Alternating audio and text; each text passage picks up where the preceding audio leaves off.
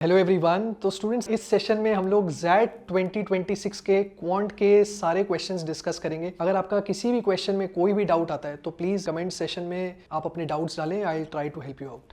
Okay, students, so let us look at this question. Two buses travel between Jamshedpur and Kolkata in opposite directions on the same road. On that road, the maximum allowed speeds are different but constant for the opposite directions. Usually, both buses travel at the respective maximum allowed speeds to their respective destinations. Very important information. Bus from Jamshedpur to Kolkata takes 4 hours, while the bus from Kolkata to Jamshedpur takes 3 hours. पहले students इतनी information use कर लेते हैं। देखिए, figure बनाने की जरूरत नहीं है, but just to explain you I draw small figure. Let this point be Jamshedpur, this point be Kolkata. Jamshedpur से कोलकाता जाने के लिए 4 घंटे लगते हैं, और कोलकाता से स्टूडेंट्स जो बस जा रही है जमशेदपुर को, it takes 3 hours. Further, it is given one day the two buses they start at the same time. Very important. They start at the same time. However, 1 hour after starting, the bus from Jamshedpur to Kolkata, it reduces its speed to half of its maximum allowed speed due to congestion on the road. Both buses do not stop anywhere in between. How many hours after starting do they meet? अब देखिए, यहां हमें सिर्फ दोनों का time पता है, right? हमें दोनों का टाइम पता है। डिस्टेंस तो दोनों के लिए सेम है, क्योंकि एक बस जमशेदपुर से कोलकाता जा रही है, दूसरी कोलकाता से जमशेदपुर जा रही है। So what I will do is I will assume a distance which will be a multiple of 3 and 4। तो बेस्ट रहेगा आप एलसीएम ले ले 3 और 4 का, विच विल बी 12 किलोमीटर्स। तो कहने से स्टूडेंट्स, अगर डिस्टेंस 12 किलोमीटर है, तो जो बस जमशेदपुर से कोलकाता जा रही है उसकी स्पीड हो जाएगी 3 किलोमीटर्स पर आवर, और जो बस कोलकाता से जमशेदपुर जा रही उसकी स्पीड हो जाएगी 4 kilometres per our. It's a very basic question of time, speed and distance. दोनों ने एक ही टाइम पे स्टार्ट किया, राइट? 1 घंटे बाद स्टूडेंट्स, जिस बस की स्पीड 3 किलोमीटर्स पर आवर है उसकी स्पीड हाफ हो जाएगी। तो पहले तो ये देखिए, 1 घंटे में वो लोग कितना कवर कर लेंगे। कहने से 1 घंटे में जो जमशेदपुर से चल रही है bus, that will cover 3 kilometres in 1 hour, और उसी 1 घंटे में स्टूडेंट्स जो बस कोलकाता से चल रही है वो कवर कर लेगी 4 किलोमीटर्स। अब देखिए, उनके बीच का डिस्टेंस कितना है। जमशेदपुर वाली ने 3 किलोमीटर कवर कर लिए, उतनी देर में कोलकाता वाली ने 4 किलोमीटर कवर कर लिए। Now the distance between them will be students 5 kilometres. अब ये 5 किलोमीटर का डिस्टेंस है उनके बीच में, और स्टूडेंट जिस बस की स्पीड 3 किलोमीटर्स पर आवर थी, अब उसकी स्पीड हो जाएगी 1.5 kilometres per hour. Now this बस is traveling with speed of 1.5 kilometers per hour. हमें देखना है कितना टाइम और लगेगा उनको मीटिंग में। कहने से distance between them is 5, time is distance upon speed. Speed here will be students 4 plus 1.5, 4 plus 1.5, because in opposite direction speeds are added. इतनी देर में उनकी मीटिंग हो जाएगी। So this students comes out to be 5/5.5 hours, which I can say it is also equal to 10/11 hours. अब देखिए, 10/11 hours कब लग रहे हैं? ये 10/11 आवर्स तब लग रहे हैं जब उसकी स्पीड हाफ हो गई, राइट? तो इससे पहले स्टूडेंट्स 1 घंटा वो ट्रेवल कर चुके थे, है ना? 1 घंटा already they had travelled. So total time taken by them will be 1 hour plus 10/11 hours, which students comes out to be 21/11 hours.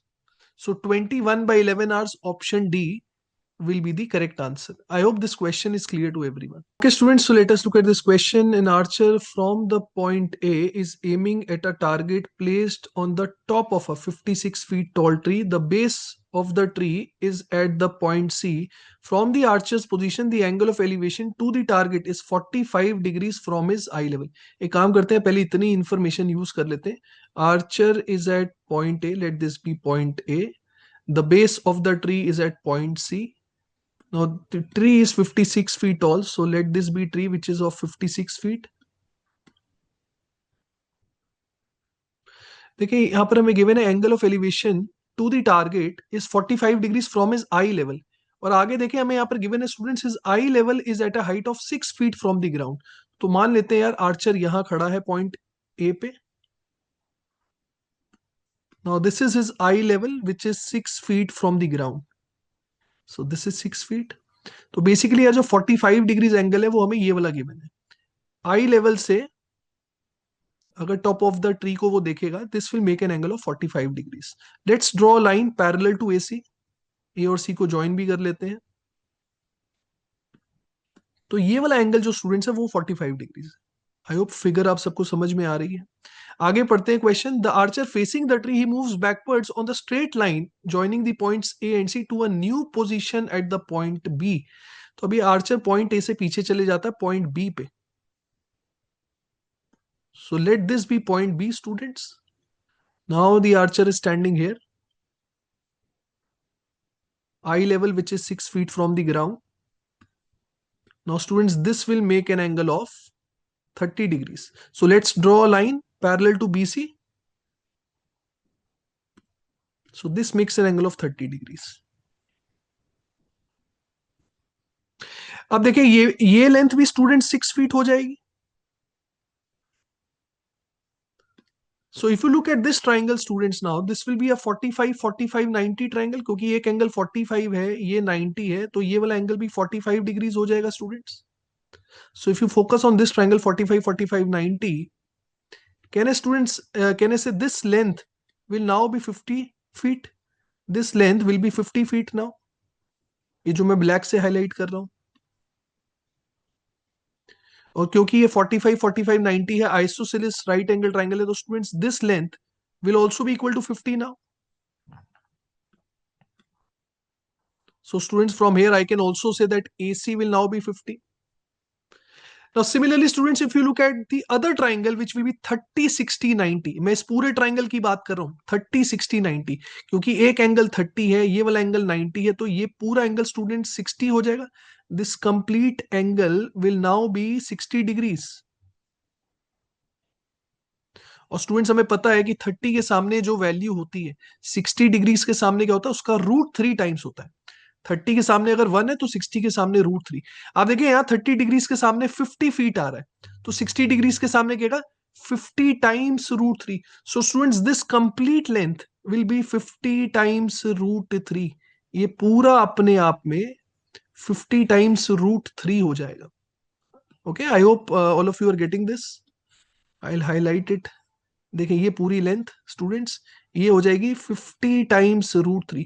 तो यार अगर ये पूरा 50 टाइम्स रूट 3 है, that means BC students, BC will also be equal to 50 times root 3.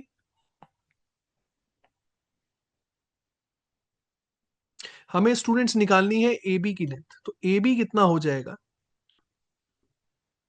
पूरी length है 50 times root 3, उसमें से अगर मैं AC को कम कर दूं which is 50, so 50 root 3 minus 50 students, और I can say 50 times root 3 minus 1 will be the correct answer, which is option E. I hope this question is clear to all of you. Okay, students, so the question is, in a battle, the commander-in-chief arranges his soldiers in a formation of 3 concentric circles. Radii of the circles are in an AP. Smallest radius is 70 and the largest is 140. Each soldier is to be separated from the adjacent soldiers standing on the same circle by 1 meters. How many soldiers are required to complete the formation?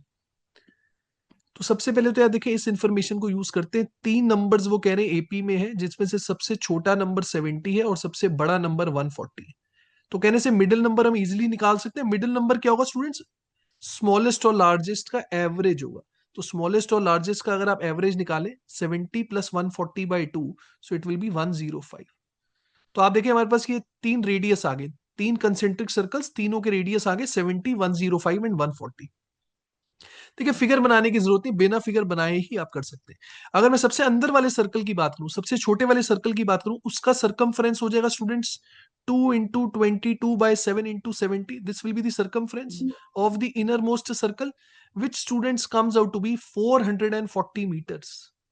अब अगर सबसे अंदर वाले circle की बात करें students, adjacent soldiers के बीच में 1 1 मीटर का गैप है, तो कहने से because the circumference is 440 metres, gap between 2 adjacent soldiers is 1 metre, तो इस सर्कल में कितने सोल्जर्स आ जाएंगे 440 upon 1, that will be 440 soldiers. तो बेसिकली स्टूडेंट्स जो सरकमफ्रेंस है ना, उतने ही सोल्जर्स आएंगे उस सर्कल में। अब अगर मैं उससे बड़े वाले सर्कल की बात करूं, उसका सरकमफ्रेंस कितना हो जाएगा, 2 into 22/7 into 105, right students, which will become 2 into 22 into 15, which comes out to be 660 meters. तो इस सर्कल में कितने सोल्जर्स खड़े हो जाएंगे, that will B 660. And similarly students, for the last circle, largest circle, we'll get circumference as 2 into 22/7 into 140, and this comes out to be 880 meters. तो यहाँ जो number of soldiers आएंगे, that will be 880. So total soldiers, students, comes out to be, if you add them, you will get 1980. Option C will be the correct answer. Okay, students, so let us look at this question. In a business school, only three specializations are offered: marketing, finance, and operations. A student can opt for either one or two or no specializations. Very important, no student can opt for all three specializations. In the current batch of 120 students, 60 are specializing in marketing, 50 in finance, 30 in operations. During the placement process, all students specializing either in marketing or in finance are shortlisted for consulting job interviews. 45 students are not shortlisted. What is the minimum possible number of students specializing in both marketing and finance? तो पहले तो यार 3 set Venn diagram बना लेते हैं.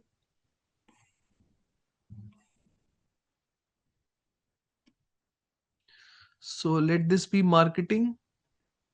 Here are 60 students. For finance, we have 50. For operations, we have 30. जैसा कि यार क्वेश्चन में गिवन है, no student can opt for all three specialisations, that means middle region is 0. अब देखिए क्वेश्चन में हमसे पूछा गया minimum possible number of students specialising in both marketing and finance. Both marketing and finance ये वाला रीजन है स्टूडेंट्स, राइट, क्योंकि मिडिल वाला रीजन तो 0 ही है. तो basically I can say I need to calculate the value of x. ठीक है, मुझे एक्स की वैल्यू निकालनी है students. 45 students are not shortlisted, so कहने से रिमेनिंग 75 आर शॉर्टलिस्टेड. और देखिए क्वेश्चन में हमें गिवन है ऑल स्टूडेंट्स इन मार्केटिंग और फाइनेंस आर शॉर्टलिस्टेड. ये रीजन है मार्केटिंग और फाइनेंस का, जो मैं हाईलाइट करके आपको बता दूं. This region students, this is of marketing और finance. All these are shortlisted, so I can say marketing और फाइनेंस की वैल्यू स्टूडेंट 75 हो जाएगी. Let me erase this. Marketing और finance will be equal to 75. And now students, I can easily calculate the value of x. Marketing और finance 75, इसका क्या मतलब हुआ, इसका मतलब हुआ मार्केटिंग का पूरा सर्कल है ना, मार्केटिंग का पूरा circle which is 60 plus finance का पूरा circle which is 50.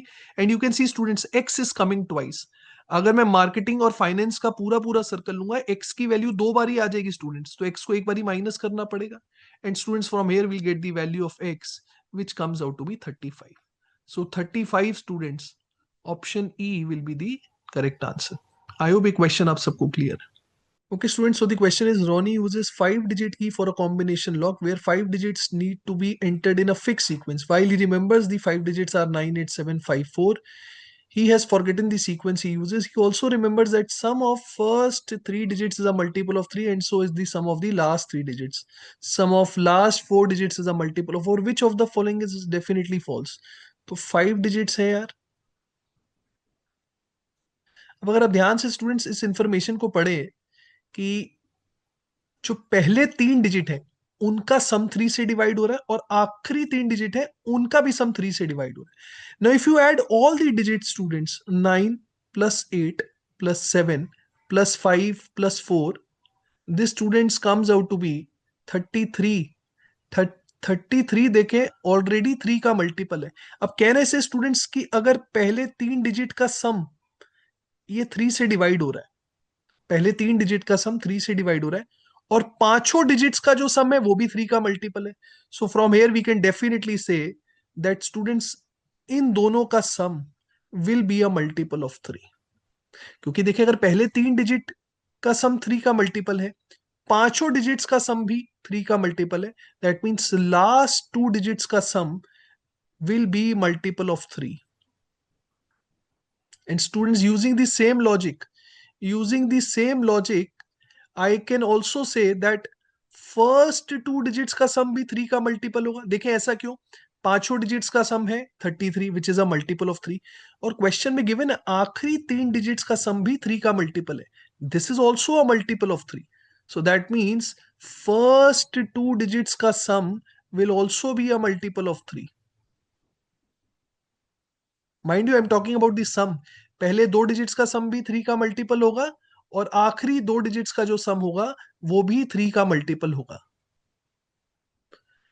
So students, from here I can definitely say that middle digit will also be a multiple of 3, क्योंकि देखिए पहले 2 डिजिट का सम भी 3 से डिवाइड हो रहा है, आखिरी 2 डिजिट का सम भी 3 से डिवाइड हो रहा है, पूरा नंबर भी 3 का मल्टीपल है। That means middle digit students has to be a multiple of 3, and if middle digit has to be a multiple of 3, there is only one possibility students, 9 is the only digit which is a multiple of 3।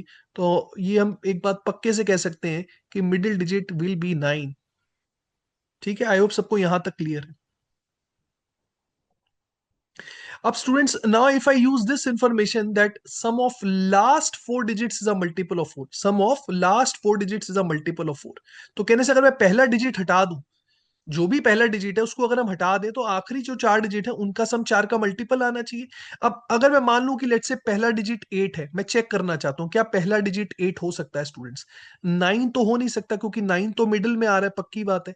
अगर पहला digit में 8 fix कर दूं, तो आप देखें बाकी digits का सम क्या होगा, बाकी डिजिट्स का सम स्टूडेंट्स 25 होगा, जबकि क्वेश्चन में गिवन है आखिरी 4 डिजिट का सम मल्टीपल ऑफ 4 आना चाहिए। दैट मीन्स पहला डिजिट स्टूडेंट्स 8 नहीं हो सकता, राइट। और पहला डिजिट 9 भी नहीं हो सकता, ये तो हमने फिगर आउट कर ही लिया है। क्या पहला डिजिट 7 हो सकता है? If you fix 7 as the first digit, तो देखिए आखिरी 4 डिजिट का सम कितना होगा, 26 हो जाएगा स्टूडेंट्स, और 26 is not a multiple of 4। That means पहली प्लेस पे 7 भी नहीं आ सकता स्टूडेंट्स।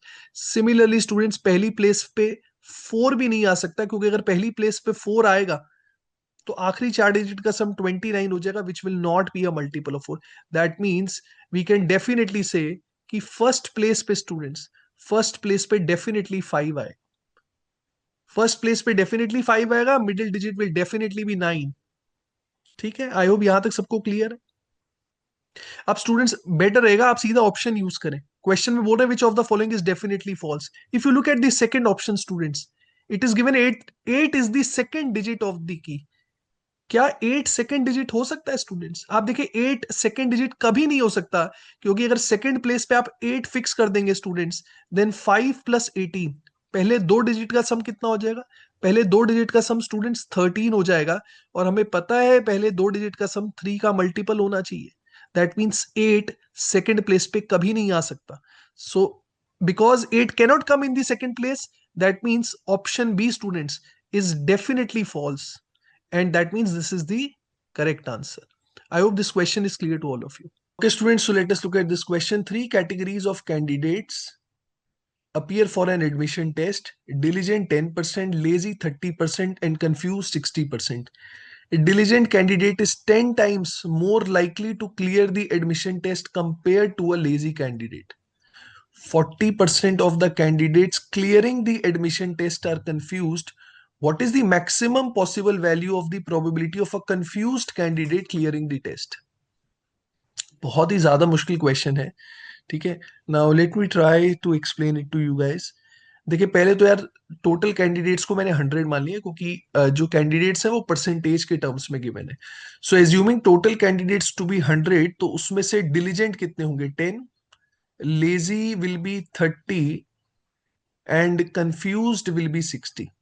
ठीक है, now students let's use this information first.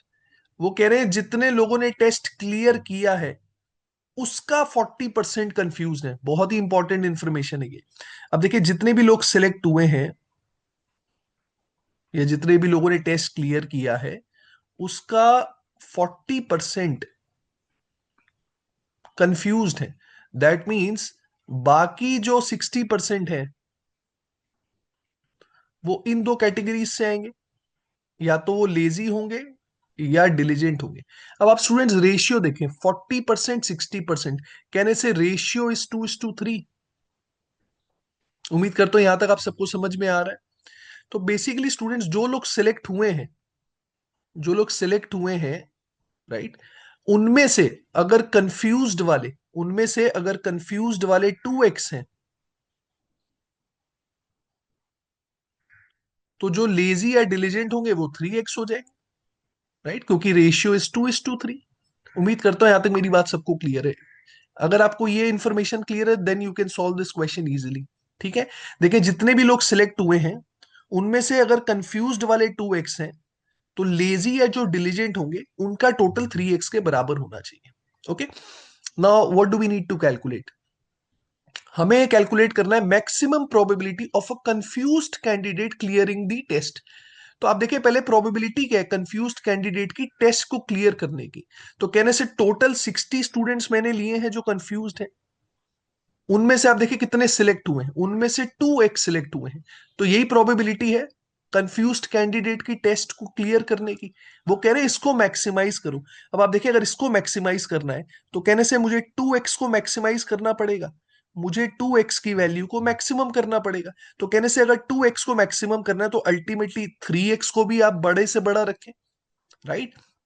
देखिए जितना बड़ा आप 3x को रखेंगे उतना ही बड़ा 2x भी होगा, क्योंकि इनका रेशियो 3:2 है, right. So I try to maximise 3x। अब आप देखें 3x को मैं इजीली मैक्सिमाइज कर सकता हूं। Now using this information students, diligent candidate is 10 times more likely to clear the admission test compared to a lazy candidate. diligent की probability lazy से अगर कंपेयर करें तो इट इज 10 टाइम्स। अब आप देखिए प्रोबेबिलिटी तो 0 और 1 के बीच में ही है, राइट, मतलब प्रोबेबिलिटी 100% से ज्यादा तो हो नहीं सकती है। तो मैंने मान लिया कि जो डिलीजेंट वालों की प्रोबेबिलिटी है टेस्ट को क्लियर करने की वो 100% मैंने मान ली, right. So assuming 100% is the probability of a diligent candidate to clear the test. See why am assuming it to be 100%, क्योंकि मैं चाहता हूं कि जो स्टूडेंट सिलेक्ट हुए हैं जो डिलीजेंट या लेजी हैं उसको मुझे मैक्सिमाइज करना है, मुझे 3x की वैल्यू को मैक्सिमाइज करना है। तो मैं मान के चल रहा हूं कि जितने भी डिलीजेंट वाले हैं वो सब के सब टेस्ट को क्लियर कर लेते हैं, मतलब उनकी प्रोबेबिलिटी 100% है। तो यार अगर डिलीजेंट वालों की प्रोबेबिलिटी 100% है and it is 10 times that of a lazy candidate, तो जो लेजी कैंडिडेट की प्रोबेबिलिटी होगी दैट विल बी 10%। तो आप देखिए कितने स्टूडेंट्स क्लियर करेंगे जो डिलीजेंट या लेजी हैं। तो 10 स्टूडेंट्स थे डिलीजेंट, उनकी प्रोबेबिलिटी 100% है, that means all 10 will be able to clear the test. भाई 10 के 10 डिलीजेंट स्टूडेंट्स टेस्ट को क्लियर कर लेंगे, लेकिन 30 का सिर्फ 10% ही क्लियर करेंगे। अब 30 का 10% मतलब 3। So students this means that 3x is equal to 13। अब आप देखिए जो मैंने 3x की वैल्यू निकाली ये ज्यादा से ज्यादा है स्टूडेंट्स, 13 से बड़ी वैल्यू नहीं बन सकती ना। कहने सिर्फ 3x is equal to 13, I can easily calculate the value of 2x. From here, I can say students 2x will be equal to 13 by 3 into 2, which comes out to be 26 by 3. ये students 2x की ये maximum value है. Now I can easily find the answer. Answer will be 26 by 3 divided by 60, which students comes out to be 26 by 180. That means 13 upon 90. So option C is the correct answer. Okay, students, so let us look at this question. The swimming pool in an exclusive club is a circular strip. Water flow is artificially maintained in the strip along a clockwise direction at a constant speed of 3 kilometers per hour. पानी जो है वो clockwise direction में जा रहा है. One morning, Ayub and Rana they start swimming at the same time from two diametrically opposite points on the strip. Ayub swims in anti-clockwise direction, while Rana swims in clockwise direction. They swim at constant but different speeds.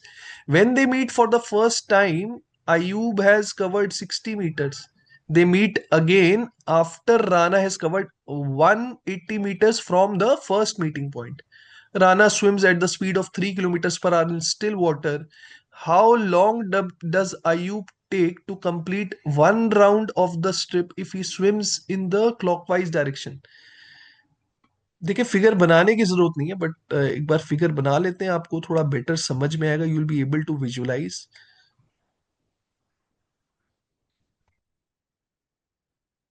They are starting from diametrically opposite points. मान लेते हैं अयूब यहां से start कर रहा है और students Rana यहां से स्टार्ट कर रहा है। ठीक है, अयूब देखें एंटी क्लॉकवाइज डायरेक्शन में जा रहा है, राना क्लॉकवाइज डायरेक्शन में जा रहा है। मान लेते हैं यहां उनकी फर्स्ट मीटिंग होती है। अब देखिए अगर यहां उनकी फर्स्ट मीटिंग हो रही है तो कहने से the distance covered bye Ayub students, because Ayub is going in the anti clockwise direction, ये डिस्टेंस अयूब कवर करेगा,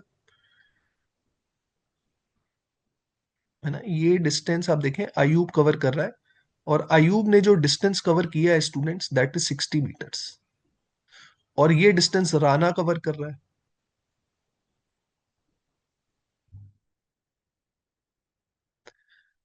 यहां उनकी फर्स्ट मीटिंग हो रही है। एक काम करते हैं, एक दूसरी फिगर भी बना लेते हैं फर्स्ट मीटिंग से सेकेंड मीटिंग के लिए। Let's draw another circle. तो देखिए स्टूडेंट्स, मैं मान के चल रहा हूं कि यहां उनकी फर्स्ट मीटिंग हुई है। अब कहीं ना कहीं उनकी सेकेंड मीटिंग भी होगी। Let's assume this is the point where they meet for the second time. अब आप देखिए फर्स्ट मीटिंग के बाद students, it is given Rana has covered 180 metres. अब देखिए राणा ने फर्स्ट मीटिंग के बाद जो डिस्टेंस कवर किया है स्टूडेंट्स, फर्स्ट मीटिंग के बाद राणा का जो डिस्टेंस है, because Rana is going in the clockwise direction, so ये डिस्टेंस राणा कवर करेगा।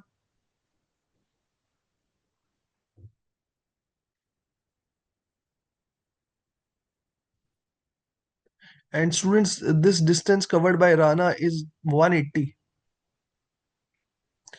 और क्योंकि अयूब एंटी क्लॉकवाइज डायरेक्शन में जा रहा है, तो अयूब ये वाला डिस्टेंस कवर करेगा फर्स्ट मीटिंग के बाद।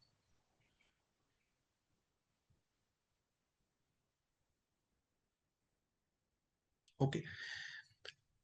अब स्टूडेंट्स अगर आप पहली वाली फिगर देखें, कहने से फर्स्ट वाली फिगर से हम ये कह सकते हैं कि दोनों ने मिलके आधा राउंड लिया है।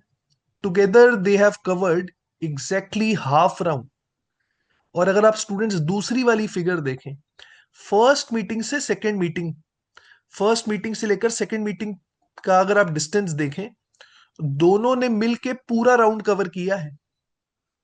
अब बस आप यूनिटरी मेथड अप्लाई करें स्टूडेंट्स, आंसर आ जाएगा। जब दोनों मिलके आधा राउंड कवर कर रहे हैं, उसमें आप देखें अयूब ने कितना कवर किया। Ayub has covered 60। I right it here, when together when together they cover half round, students together half round, उसमें अयूब का जो शेयर है ना students that is 60। And if you look at the second figure, together they are covering complete round, together they have completed one round. तो obviously बात है students, Ayub ने जो डिस्टेंस कवर किया होगा वो डबल कवर किया होगा, क्योंकि आधे राउंड में अयूब का शेयर 60 है, तो पूरे राउंड में अयूब का जो शेयर होगा दैट विल बी 120। तो स्टूडेंट्स मैं यहां से कह सकता हूं कि फर्स्ट मीटिंग से लेकर सेकंड मीटिंग तक आप देखें राणा ने 180 कवर किया, तो कहने से उतनी देर में अयूब ने 120 कवर किया होगा ना। Students time is same, first meeting से लेकर सेकंड मीटिंग तक जो इन्होंने डिस्टेंस कवर किया है, ये डिस्टेंस उन्होंने सेम टाइम में कवर किया है। तो कहने से अगर टाइम सेम होता है तो जो डिस्टेंस का रेशियो होता है वही स्पीड का रेशियो होता है। दैट मीन्स मैं कह सकता हूं कि राणा और अयूब की स्पीड का जो रेशियो होगा that will be same as the ratio of the distance, 180:120, which comes out to be 3:2। अब students let's use this information. आप देखें राणा की स्पीड स्टिल वाटर में 3 है, राणा की स्पीड स्टिल वाटर में 3 है। अब अयूब की स्पीड मैंने स्टिल वाटर में x मान ली। Okay, let me write it here, Ayub speed in still water, let it be x students. तो अब आप देखिए राणा जो है स्टूडेंट्स वो क्लॉकवाइज डायरेक्शन में जा रहा है, और पानी जो है वो भी क्लॉकवाइज डायरेक्शन में जा रहा है। That means Rana down stream जा रहा था, राइट, राणा डाउन स्ट्रीम जा रहा था। तो राणा की डाउन स्ट्रीम स्पीड क्या होगी, राणा की down stream speed will be 3+3 students. Rana इस स्पीड से ट्रेवल कर रहा है क्योंकि राणा की खुद की स्पीड 3 है, और राणा पानी के डायरेक्शन में भी जा रहा है, सो 3+3, क्योंकि डाउन स्ट्रीम में स्पीड्स ऐड हो जाती हैं।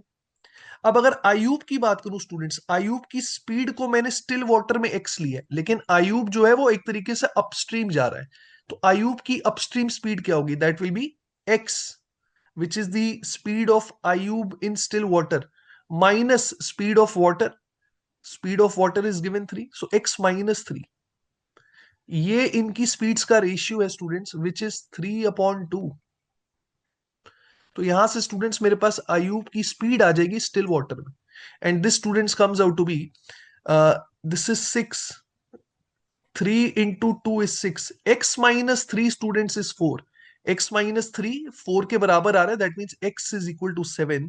तो आयूब की स्पीड आ गई स्टिल वाटर में, that is 7 kilometres per hour. Now the question is how long does Ayub take to complete one round of the strip if he swims in the clockwise direction. अब देखिए, अगर आयूब क्लॉकवाइज डायरेक्शन में जाएगा students, तो कहने से आयूब की जो स्पीड होगी वो डाउनस्ट्रीम स्पीड हो जाएगी. अब डाउनस्ट्रीम स्पीड आयूब की क्या होगी? स्टिल वाटर की स्पीड प्लस वाटर की स्पीड. तो आयूब की जो स्पीड हो जाएगी क्लॉकवाइज डायरेक्शन में, that will B 10 kilometres per our.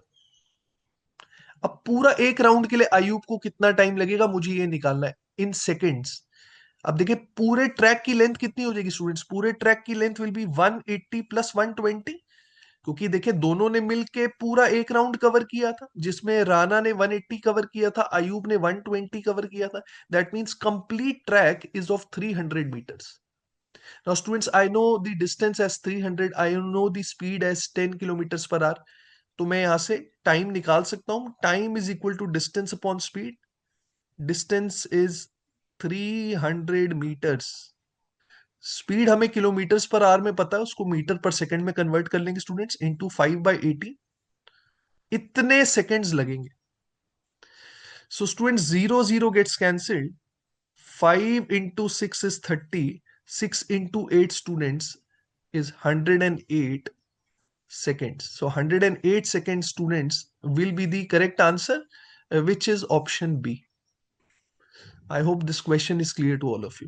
Okay, students, so let us look at this question. During Durga Puja, for the purpose of lighting one puja pandal in Kolkata, used many identical structures made of wooden sticks. The design of the structure was as follows. Each structure was constructed with the help of 6 wooden sticks by combining an isosceles triangular structure and a square structure, with bases of both the structures being the same. Let us take one such structure, call the triangle PAB, with PA is equal to PB, and the square ABCD, with AB being the same wooden stick as a common base for the triangle and the square. बहुत important information है. AB जो है वो basically it's a common side for a square and the isosceles triangle. To make the structure strong, two equal sides of the triangular structure were tied with the opposite side of square's base, that is CD, at points E and F in such a way that CE is equal to EF is equal to FD. The structure was hung from P. If AB is 0.5 meters, the total length of wooden sticks required for 20 such structures is. काफी लोग देखे इस question में figure ही नहीं बना पाए. पहले देख लेते हैं फिगर किस तरीके से बनेगी. So let this be square. Now AB is the common side, okay? AB being the same wooden stick as the common base for the triangle and the square. AB is the common side for both square and the triangle. Let's take this to be AB students. फिर ये C हो जाएगा और ये D हो जाएगा. अब एक इंफॉर्मेशन और गिवन है स्टूडेंट्स की E और F दो पॉइंट्स है CD पे, such a way that CE is equal to EF is equal to FD.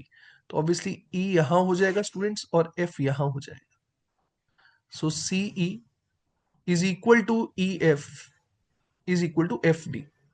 अब मेन चीज है कि ट्राइंगल कैसे बनेगा. देखिए काफी लोग ट्राइंगल इस तरीके से बना रहे थे, PAB triangle.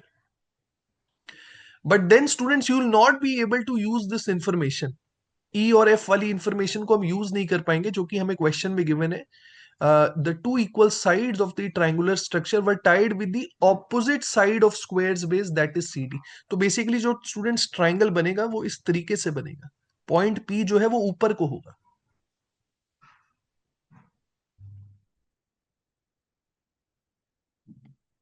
and this will now be point P. I hope the figure is clear to all of you. अब देखें स्क्वायर की साइड है 0.5 which is 1/2. So let's take this to be 1/2. This will also be 1/2. This will be 1/2. And now CEEF FD are equal. तो 1/2 को मैं 3 equal parts में divide कर दूंगा. This will B 1/6. This will also B 1/6 and this will also B 1/6. अब एक काम करते हैं, एक ऐसे स्ट्रक्चर का हम पेरीमीटर निकाल लेते हैं और फिर 20 से मल्टीप्लाई कर देंगे. अब देखिए स्क्वायर का पेरीमीटर स्टूडेंट्स वो तो हमें इजीली पता लग रहा है. स्क्वायर का perimeter will be 2. The important thing is how to figure out PA and PB. PA और PB तो बराबर ही है. अगर मैं PA या PB में से कोई भी निकाल लूंगा तो मेरे पास पूरे स्ट्रक्चर का पेरीमीटर आ जाएगा. Now how to find this side PA. Now students use similarity है. अगर आप सिर्फ ट्राइंगल पे फोकस करें students, focus on the triangle PAB. कहने से EF, students, EF is 1/6. Okay, EF is 1/6 and look at AB students. AB is 1/2. कहने से EF and AB students similarity से हमें पता है कि corresponding sides का रेशियो विल बी 1:3 क्योंकि 1/6 और 1/2 corresponding sides का रेशियो आ जाएगा which is 1/3. And students, if EF and AB is in the ratio of 1:3, I can say that PF and PA will also be in the ratio of 1:3. PF and PA, या basically मैं ये कह सकता हूं कि PF and AF students, PF and AF will be in the ratio of 1:2. I hope this point is clear to all of you. देखिए AF निकालना आसान है क्योंकि ये ट्राइंगल अपने आप में राइट एंगल ट्राइंगल है. तो मैं AF की लेंथ निकाल सकता हूं पाइथागोरस थ्योरम से. I can say that AF square students it will be equal to half का स्क्वायर दैट इज 1/4, 1/6 का स्क्वायर दैट इज 1/36.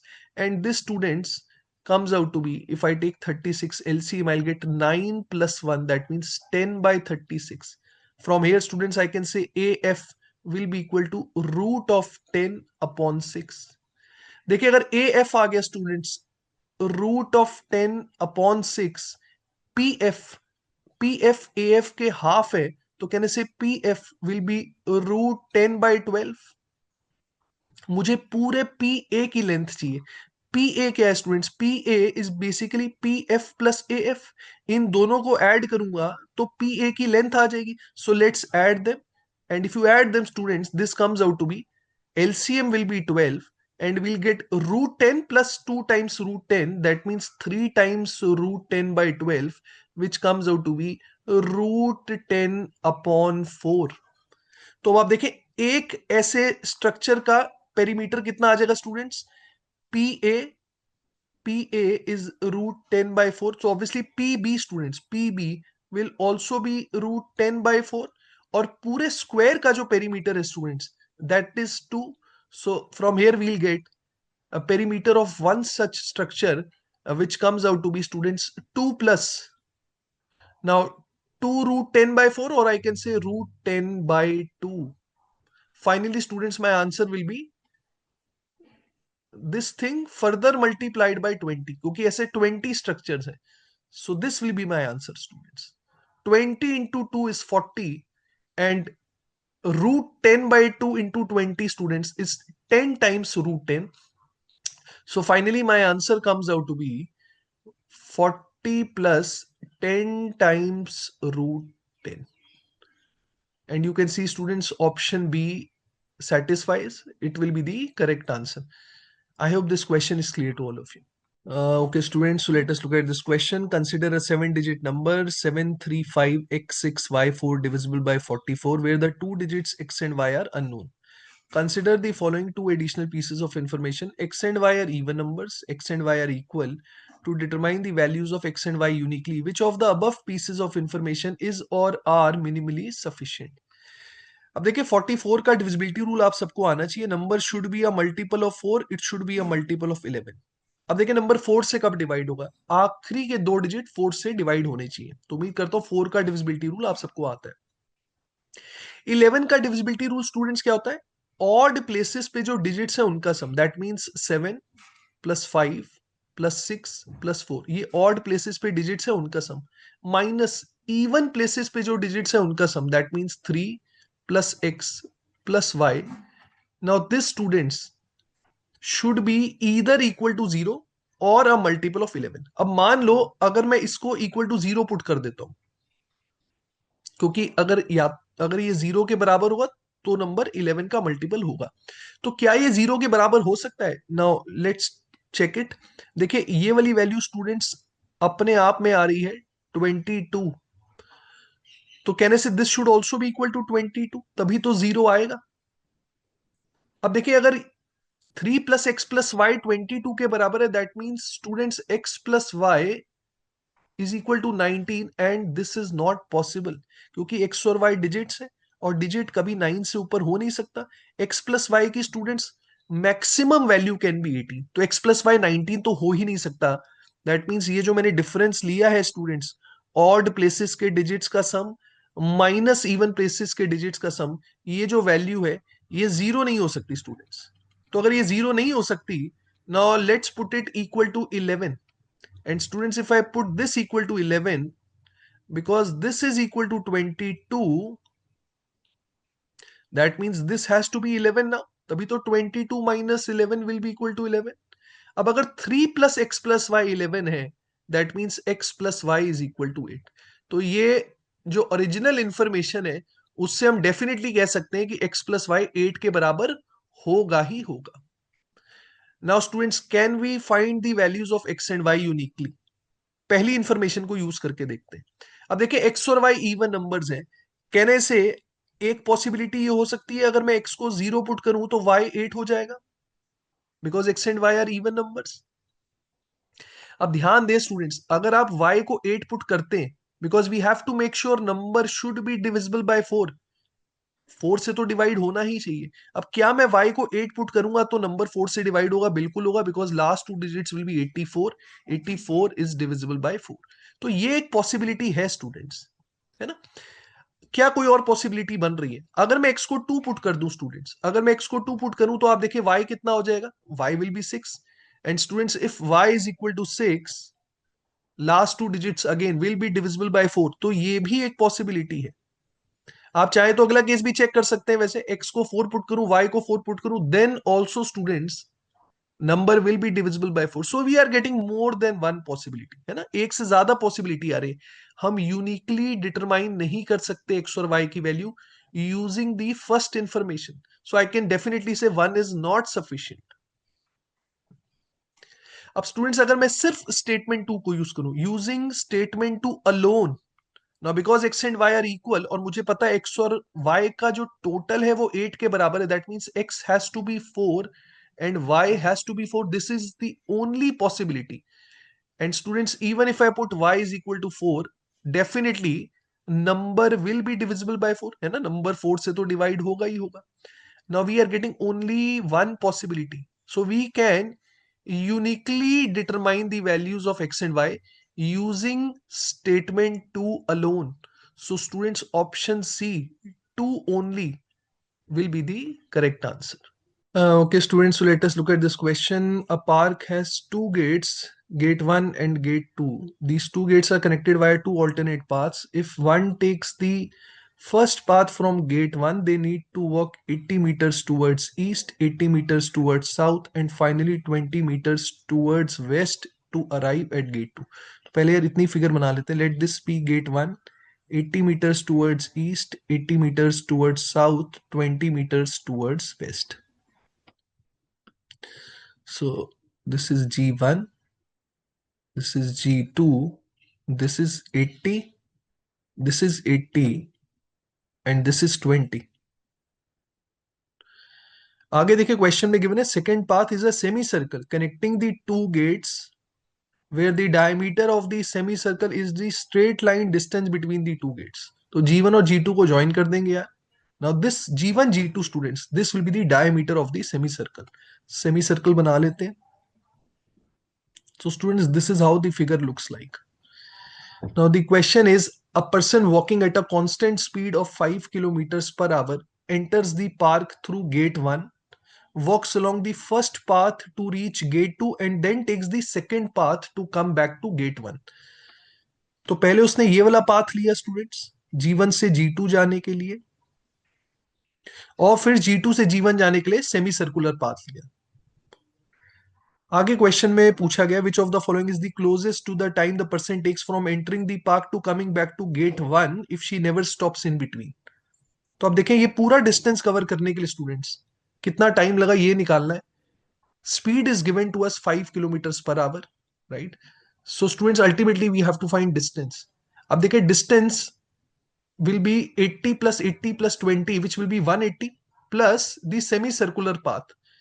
अभी circumference कितना हो जाएगा, that will be pi r क्योंकि आधा सर्कल है, pi r मतलब 22/7 into the radius।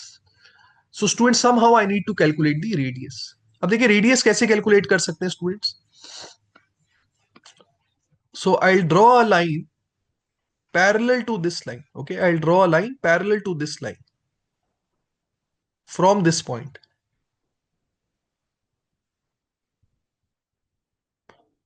so students I can say this will be 80 now, and because this is 20, this will also be 20, and from here students I can definitely say this will be 60 now। now students this is a right angle triangle जिसमें से ये length 60 है और ये length 80 है। and now students if I apply Pythagoras theorem I can say the diameter comes out to be 100। वैसे भी triplet होता है 3 4 5, so 60 80 100 students। now 100 is the diameter, that means radius students will be equal to 50। तो अब देखिए अब यहां से मैं पूरा डिस्टेंस निकाल सकता हूं। तो डिस्टेंस कितना हो जाएगा, that will B 180 plus 22/7 into 50 students। now students 22/7 into 50, this is 1100/7। 1100/7 students is approximately 157। so 157 plus 80, this comes out to be 337 meters। this is the total distance। अब स्टूडेंट्स स्पीड हमें given है kilometres per hour में। एक काम करते हैं हम time निकाल लेते हैं सेकंड्स में। तो टाइम अगर सेकंड्स में निकालना है students, distance is 337 meters। now speed I'll convert it into meters per second, so 5 into 5/18 students, and this students comes out to be approximately 242 seconds। अब 242 seconds को स्टूडेंट्स अगर मैं मिनट्स में कन्वर्ट करूं, so that will be 4 minutes complete, which is 240 seconds, और 2 seconds और आएंगे। so 4 minutes and 2 seconds will be the correct answer। now if you look at the options, the closest option students is 4 minutes। option C will be the correct answer। okay students, so let us look at this question। 125 is multiplied by either 10 or 15, resultant number is again multiplied by either 10 or 15, this process continues, which of the following cannot be a resultant number at any point in time। अब देखिए 125 को या तो 10 से multiply करना है या 15 से करना है, फिर जो रिजल्ट आएगा उसको फर्दर 10 या 15 से करना है, और ये प्रोसेस चलता रहेगा। अब देखिए 10 से हमने कितनी बार मल्टीप्लाई किया उसको मान लेते हैं x times. So I am multiplying by 10 x times, so basically 10 into 10 into 10 x times। so can I say this will become 125 into 10 to the power x। and similarly students 15 से late से हमने multiply किया y times, 15 into 15 into 15 y times, can I say it will become 15 to the power y। so this will be my resultant। now look at the options, options सारे prime factorisation के form में। तो अगर मैं इसको prime factorise कर लूं students, now 125 is 5 cube, 10 to the power x I can say will be 2 power x into 5 to the power x। 15 to the power y students is 3 to the power y into 5 to the power y। देखिए 5 की total power कितनी हो जाएगी, 5 की total power will be x plus y plus 3 into 2 to the power x into 3 to the power y। now this is my resultants, right, this is my resultant। अब students अगर आप ध्यान से powers को ऑब्जर्व करें, 2 की power x से 3 की पावर y है, लेकिन 5 की power x plus y plus 3। यहां से मैं डेफिनेटली कह सकता हूं स्टूडेंट्स कि 2 और 3 की पावर का जो टोटल है 2 और 3 की पावर का जो टोटल है that is x plus y, लेकिन 5 की जो पावर है that is x plus y plus 3। So from here students I can definitely say कि 2 और 3 की पावर का जो टोटल है 5 की पावर उससे 3 ज्यादा होनी चाहिए। आई रिपीट, 2 और 3 की पावर का जो टोटल है 5 की पावर उससे 3 ज्यादा होनी चाहिए। Now just look at the option students. यहां आप देखें 2 और 3 की पावर का टोटल कितना आ रहा है, 253 plus 824 students. Now 253 plus 824 students, it comes out to be 1077। ये 1077 आ रहा है। और आप देखें 5 की जो पावर है, हाँ, वो 1077 से 3 ज्यादा आ रही है। That means this is a possible resultant. तो ये हमारा आंसर नहीं हो सकता। ऐसे ही अगर आप सेकंड ऑप्शन देखें students, 235 plus 453, 235 plus 453 students, this comes out to be 688। Okay, this is 688 और 5 की जो पावर है, हाँ, वो 688 से 3 ज्यादा है। तो ये भी हमारा रिजल्टेंट हो सकता है, इसलिए हमारा आंसर नहीं है। Look at the third option students. 2 और 3 की पावर्स का अगर आप टोटल करें, this is coming out to be 1601। And students 5 की जो पावर है वो उससे 3 ज्यादा आ रही है, तो ये भी एक रिजल्टेंट है, ये हमारा आंसर नहीं है। Look at the fourth option students. 455 plus 476 students, now this students comes out to be 931। लेकिन 5 की जो पावर है वो 1034 है। Right, difference should have been of 3। तो दैट मीन स्टूडेंट्स ये रिजल्टेंट नहीं हो सकता। Right, this is not possible. So this will be the correct answer. I hope this question is clear to all of you. Okay, students, so let us look at this question. Function is defined as f of 0 comma y is equal to y plus 1 and f of x plus 1 comma y is equal to f of x comma f of x comma y plus x. What is the value of f of 2 comma 2? तो यार अब हमें निकालना है f of 2 comma 2. Now, students, see, to calculate f of 2 comma 2, what I'm doing is I'm putting x is equal to 1 here and y is equal to 2. I hope all of you are getting this. अगर मैं x को 1 put करूंगा और y को 2 put करूंगा तो ये चीज बन जाएगी f of 2 comma 2. तो राइट हैंड साइड स्टूडेंट्स क्या आ जाएगा, right hand side will be f of 1 comma f of 1 comma 2 plus 1. अब देखिए ये राइट हैंड साइड कैलकुलेट करने के लिए मुझे एफ ऑफ 1 कॉमा 2 निकालना पड़ेगा स्टूडेंट्स। तो एफ ऑफ 1 कॉमा 2 क्या होगा वो मैं यहां लिख देता हूं। So F of 1 comma 2 calculate करने के लिए students, now students I need to put x as 0 and y as 2। I hope all of you are getting this. देखिए आप x को 0 यहां पुट करेंगे और y को 2 पुट करेंगे तो हमें मिल जाएगा f ऑफ 1 कॉमा 2। x को 0, y को 2। तो राइट हैंड साइड क्या हो जाएगा students, f of 0 comma f of 0 comma 2 plus 0। तो प्लस 0 लिखने की तो जरूरत है नहीं। Now students what is f of 0 comma 2, वो मैं यहां से निकाल सकता हूं। आई कैन से f ऑफ 0 कॉमा 2 आ जाएगा अगर मैं y की जगह 2 पुट कर दूंगा। So that will be 2 plus 1 that is 3। तो basically students f of 1 comma 2 क्या हो जाएगा, f of 1 comma 2 will now become f of 0 comma, याद रहे f ऑफ 0 कॉमा 2 3 है। So this is f of 0 comma 3। Now, students, f of 0 comma 3, again, I can calculate from here. If I put y as 3, and if I put y as 3, right hand side will become 3 plus 1, that is 4. तो ये वाली value students 4 के बराबर आ गई। f of 1 comma 2 4 के बराबर आ गया। अब f of 1 comma 2 4 के बराबर आ गया, वो स्टूडेंट्स मैंने यहां पुट कर दिया।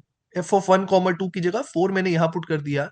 So from here I can say that f of 2 comma 2 students, f of 2 comma 2 will now be equal to f of 1 comma 4 plus 1।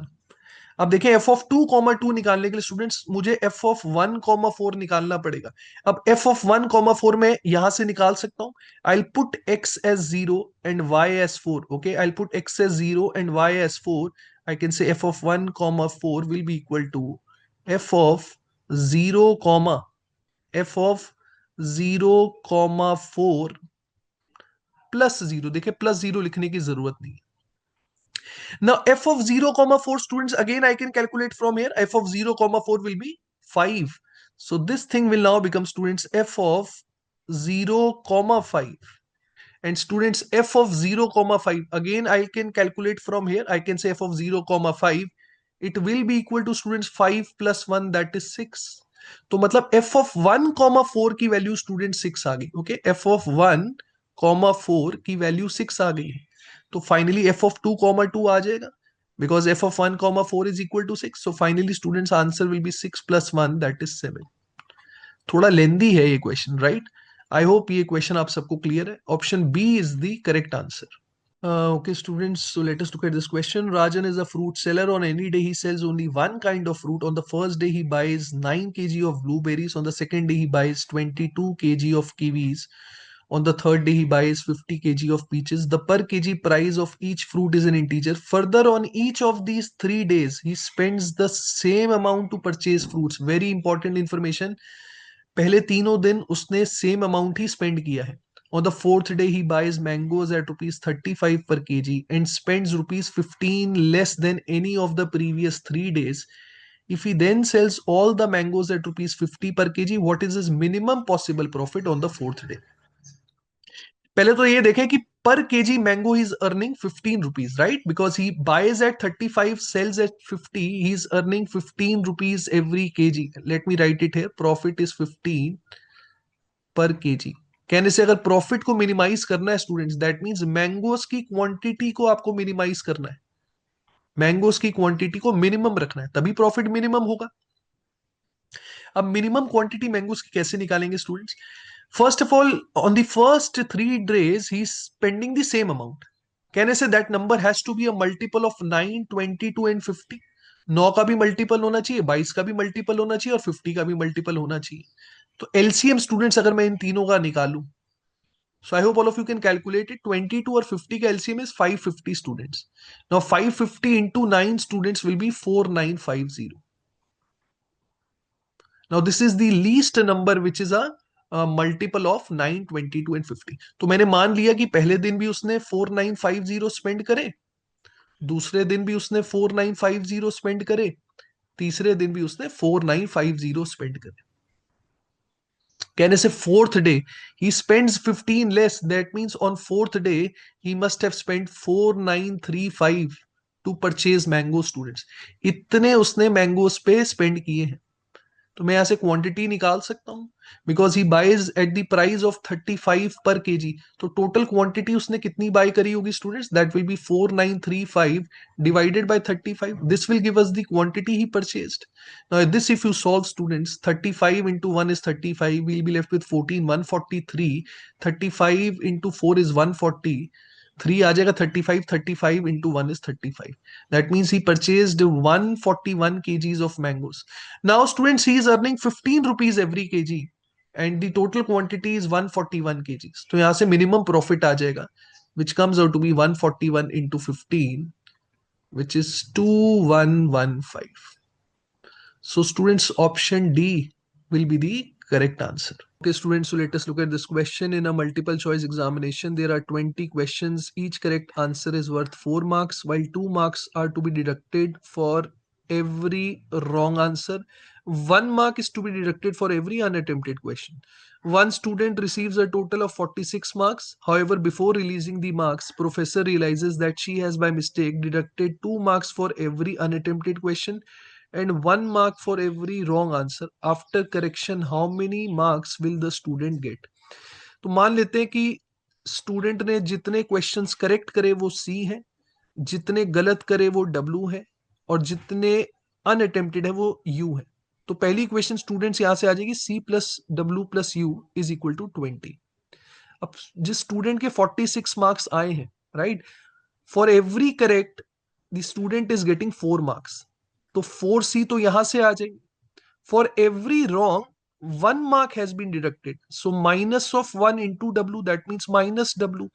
For every unattempted 2 marks have been deducted, so minus 2 into U, that means minus 2 times U. This is equal to 46. अब देखिए best रहेगा students आप ये दोनों equation add कर दें, आप देखेंगे W एलिमिनेट हो जाएगा. we'll get 5C minus of U is equal to 66।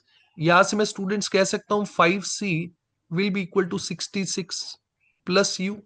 अब आप देखिए students, 66 plus U it has to be a multiple of 5, right? क्योंकि लेफ्ट हैंड साइड में क्या आ रहा है, 5 इंटू समथिंग आ रहा है, मतलब 66 plus U should be a multiple of 5।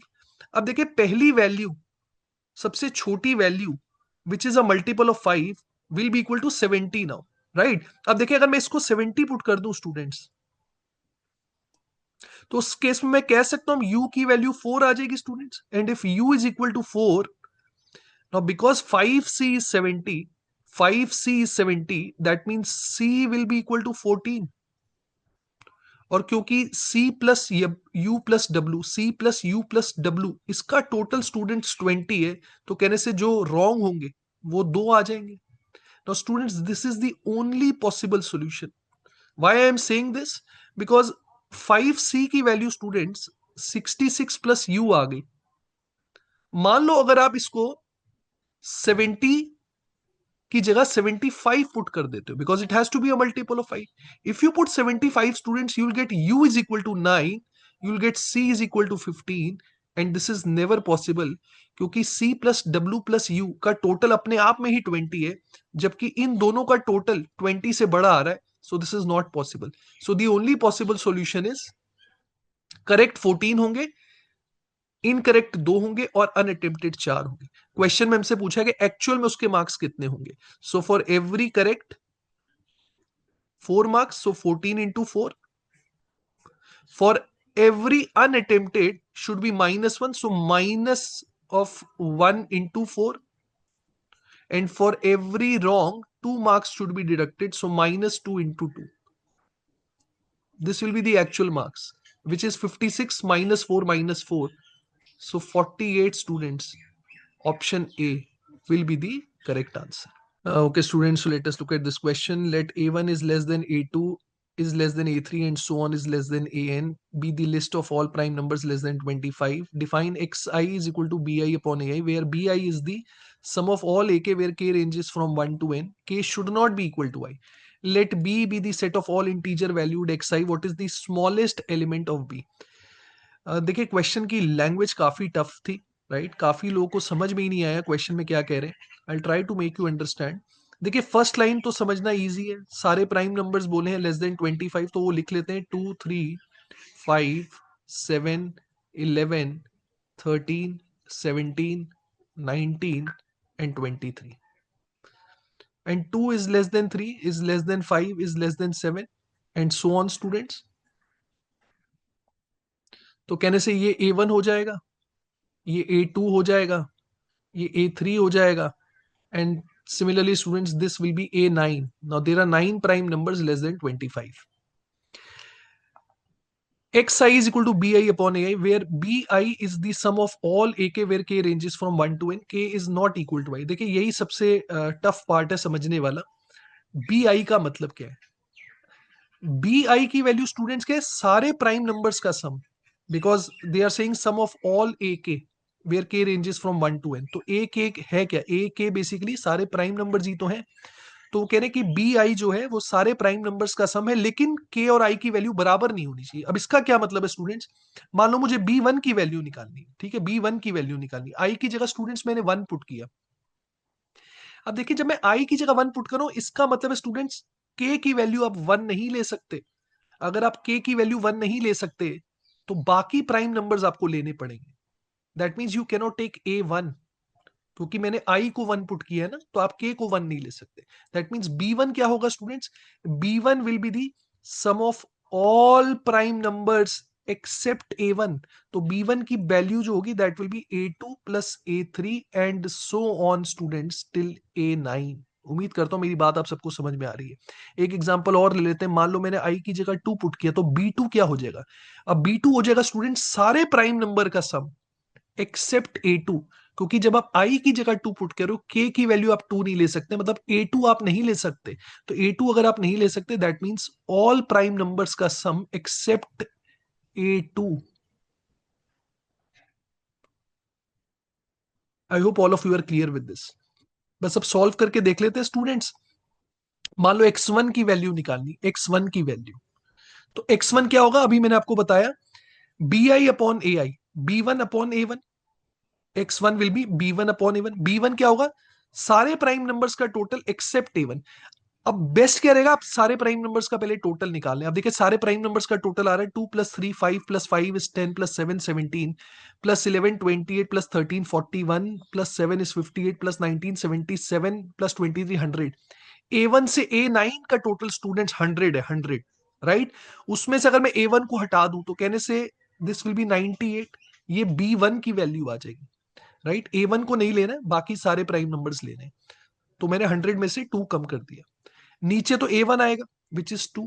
तो आप देखें x1 की वैल्यू आ गई 49, और क्वेश्चन में हमसे बोला गया कि इंटीजर आना चाहिए। हाँ, तो ये इंटीजर आ रहा है, this is one of the possible values of set B.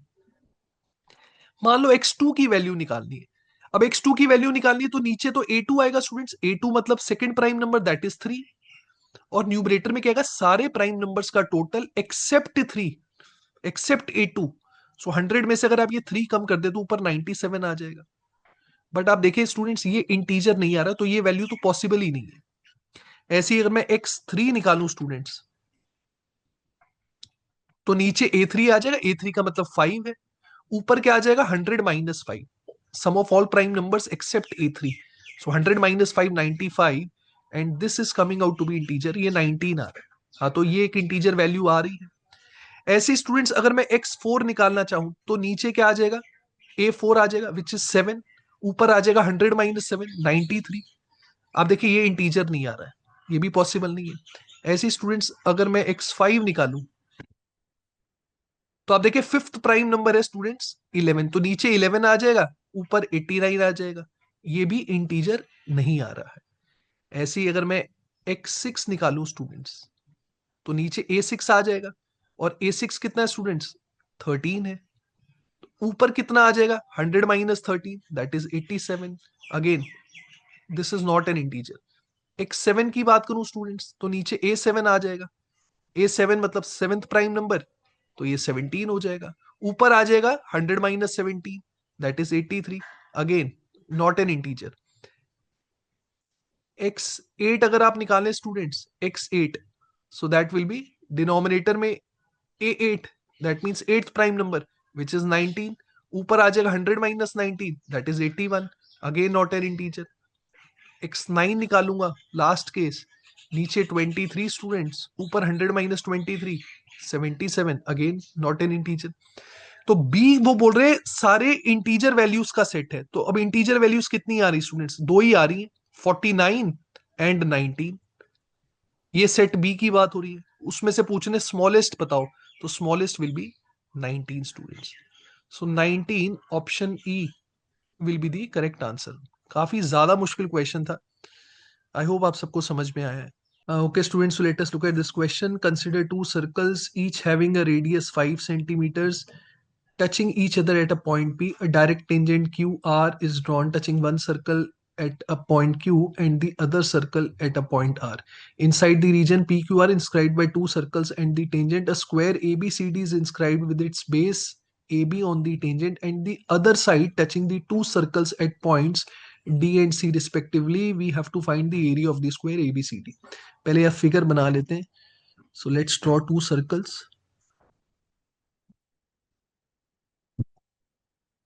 Touching each other at point P.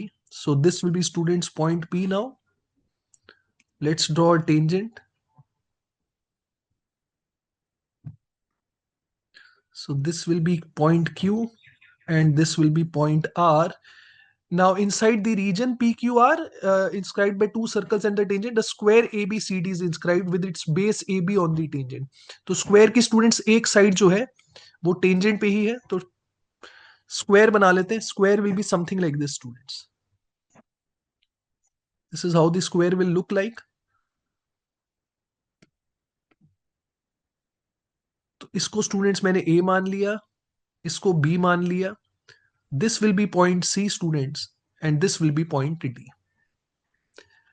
अब देखिए स्क्वायर का एरिया निकालना तो स्क्वायर की साइड निकालनी पड़ेगी. देखिए पहले एक चीज समझ ले स्टूडेंट्स, ये फिगर अपने आप में बिल्कुल सिमेट्रिक है. देखिए सिमेट्रिक क्यों है स्टूडेंट्स, क्योंकि दो सर्कल्स हैं और दोनों बराबर है, क्योंकि दोनों का रेडियस बराबर है.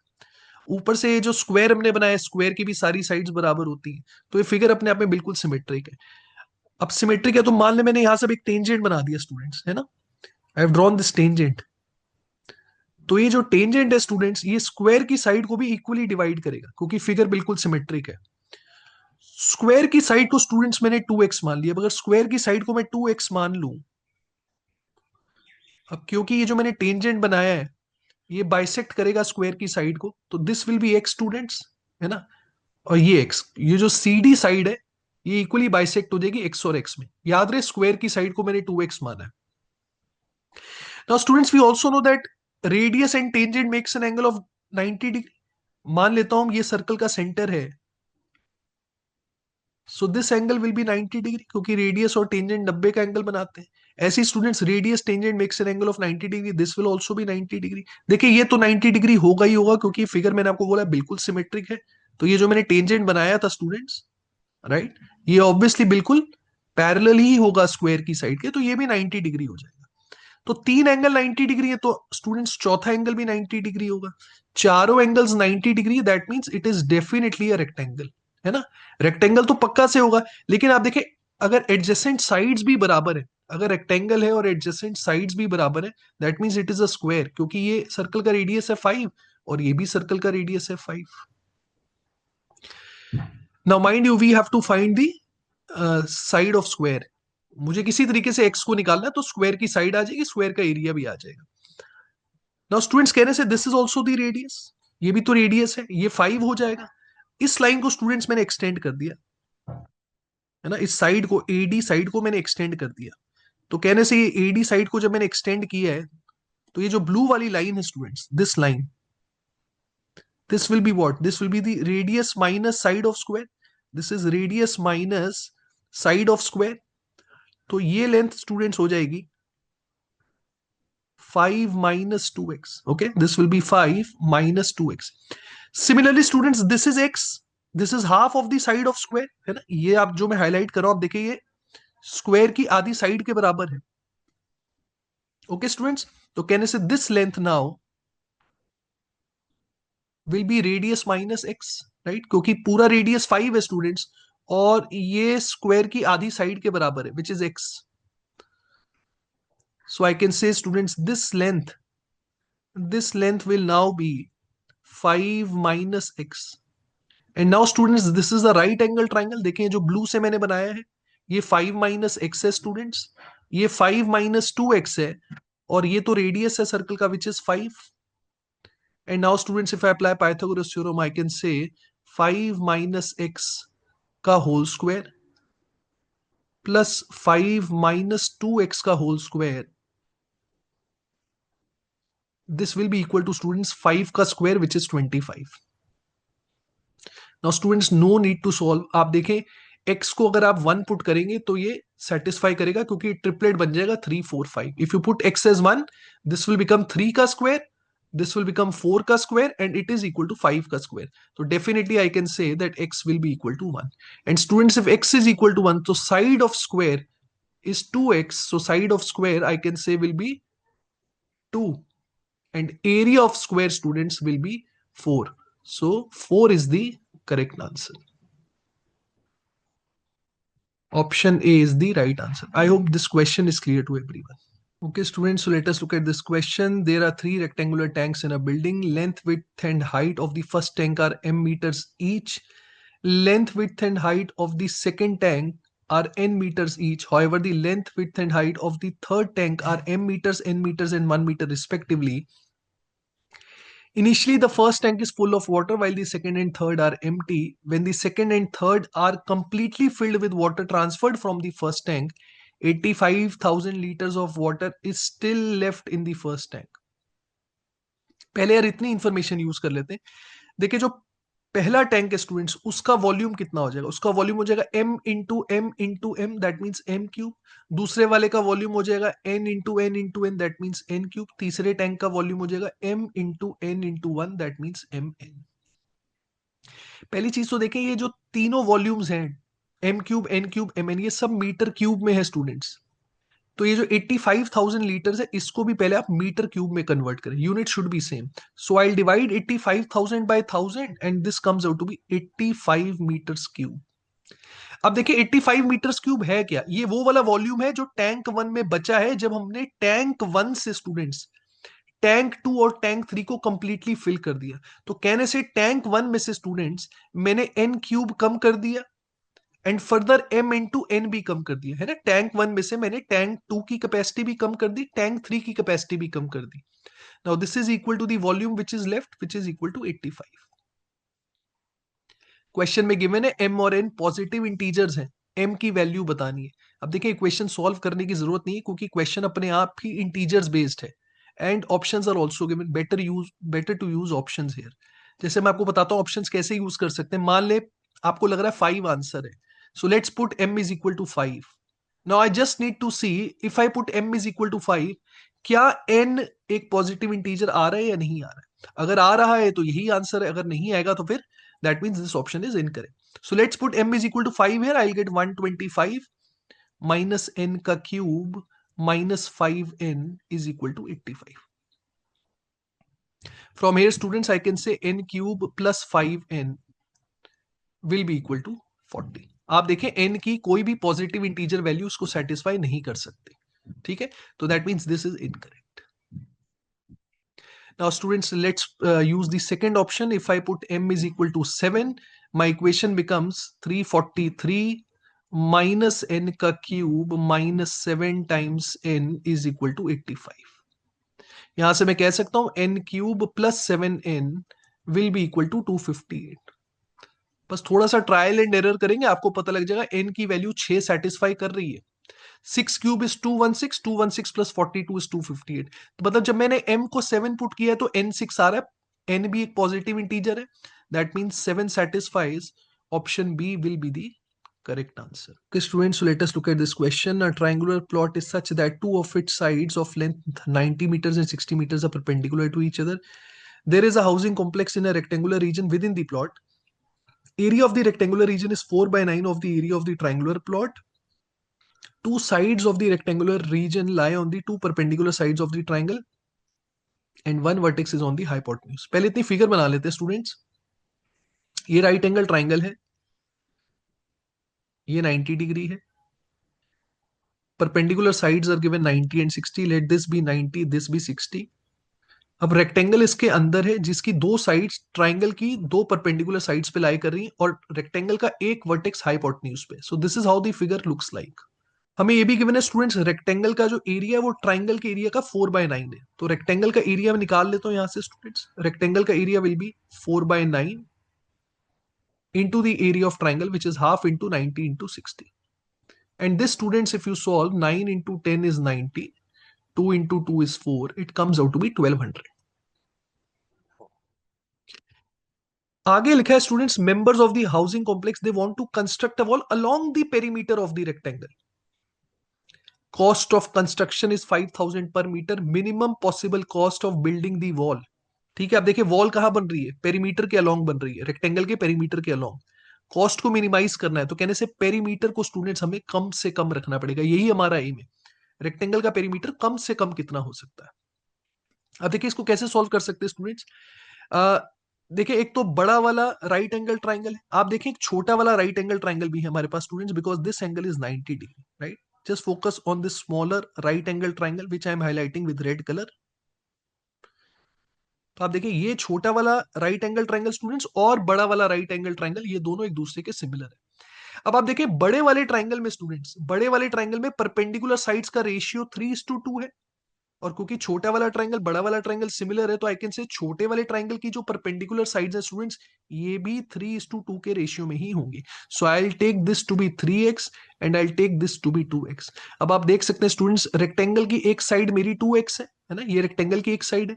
रेक्टेंगल की दूसरी साइड आ जाएगी मेरे पास, रेक्टेंगल की ये दूसरी साइड आ जाएगी स्टूडेंट्स 90 माइनस 3x। कहने से students perimeter of this rectangle will now be 90 minus 3x, twice of length plus breadth, 90 minus 3x plus 2x into 2. This will be the perimeter of rectangle, which comes out to be students 180 minus 2x. याद रहे इसको मुझे minimise करना है, तभी मेरा cost minimise होगा। ठीक है, तो इसको मिनिमाइज करने के लिए स्टूडेंट्स मुझे क्या करना पड़ेगा, मेरे को एक्स को मैक्सिमाइज करना पड़ेगा। मैं जितनी ज्यादा वैल्यू माइनस करूंगा पेरीमीटर उतना कम होगा, है ना, क्योंकि -2x हो रहा है, तो x को मुझे ज्यादा से ज्यादा रखना चाहिए ताकि 180 - 2x की वैल्यू मिनिमम हो जाए। अब स्टूडेंट्स x मैक्सिमम कितना हो सकता है ये कैसे निकालेंगे, आप देखिए रेक्टेंगल का एरिया हमने निकाला हुआ है 1200, और रेक्टेंगल का एरिया होता है लेंथ इंटू ब्रेथ। रेक्टेंगल की एक साइड आई 90 - 3x, रेक्टेंगल की दूसरी साइड है 2x। Now let's solve it students. I can से सबको मैं लेफ्ट हैंड साइड पे अगर ले आऊं तो 6x का square students -180x plus 1200 will be equal to 0। अगर मैं 6 से डिवाइड कर दूं सबको, so x square -30x students plus 200 will be equal to 0। I hope आप लोगों को इजिली वैल्यूज पता लग रही हैं। x की वैल्यू एक 10 हो जाएगी और दूसरी 20 हो जाएगी।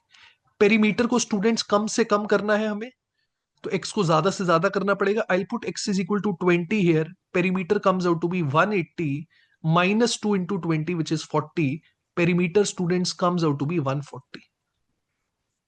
ये मिनिमम पेरीमीटर है, तो आंसर कितना हो जाएगा students, cost will be 140 into 5000। So students 7 lakhs will be the correct answer. I hope this question is clear to all of you. Okay, students, so let us look at this question. How many solutions x, y, z of the equation x plus y square plus z cube is equal to 50 exist where x, y and z are positive integers? ये question relatively काफी easy है students.